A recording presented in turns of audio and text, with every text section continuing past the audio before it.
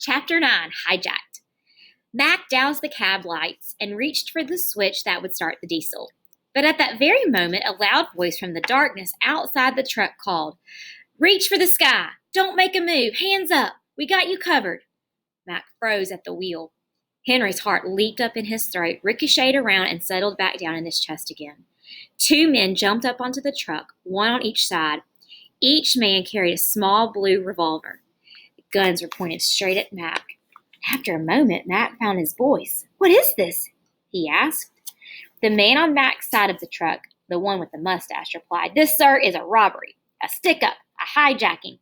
In fact, Section 3, Part 4 of the Criminal Code, seizure of cargo of goods from a vehicle or vessel on the roads or waterways."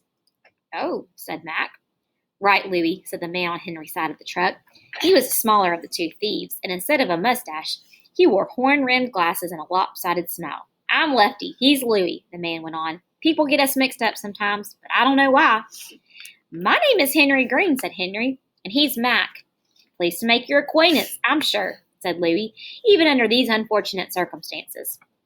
Polite as they seemed to be, Louie and Lefty were still pointing their guns at Mac and Henry. "You sure you want to do this?" Mac asked slowly.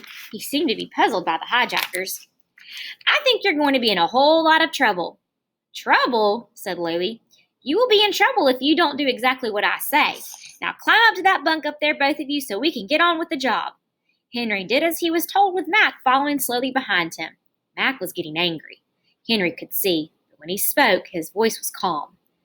"I don't suppose it would be too much to tell you that you're definitely breaking the law," he said. Louie laughed. "Breaking the law? Mister, we are fracturing it." And with that, Lefty jumped into the driver's seat. Louie took his place beside him, and the truck began to roll. Mac still had something on his mind, and above the roar of the motor, he called down to the pair of thieves. "You better stop now. I think you're making an awful mistake." "There's no mistake about it," Louie called back over his shoulder. "We know exactly what we're doing. We're hijacking a cargo of expensive furs." Mac looked dumbfounded at this last piece of news. "Furs?" he cried out. "Furs?" And with that, he started to laugh. Great gusts of laughter poured out of Mac. He doubled over one or two times, and finally tears came to his eyes and rolled down his cheeks. "Oh, Lord," he cried when he could finally speak. "They think they're stealing furs." The more Mac laughed, the more concerned Louie became. He signaled Lefty to stop the truck, and when he had, turned to look up at Mac. In a low voice, he said, "No furs?" Mac, taking care to keep a straight face, simply answered, "No furs." "Then what?" Louie began as Mac interrupted. "Candy bars." Mac shouted, the laughter beginning again. "Ha ha! Candy bars!" "Oh no," Louie said. "Chocolate bars? With almonds?"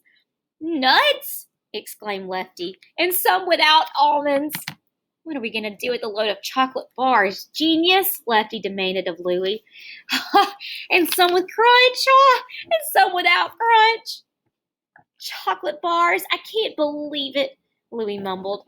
"You said this job would be like taking candy from a baby," Lefty said in an angry way. "But chocolate bars? And some with caramel?"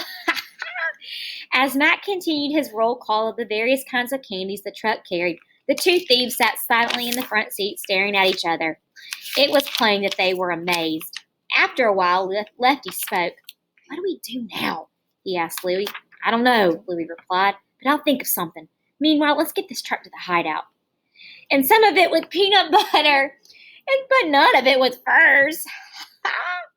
With Mac's laughter ringing in their ears, the unhappy thieves looked glumly ahead as the truck rumbled through the night. All right, Chapter 10, Taking a Licking, will be here tomorrow. Bye, guys.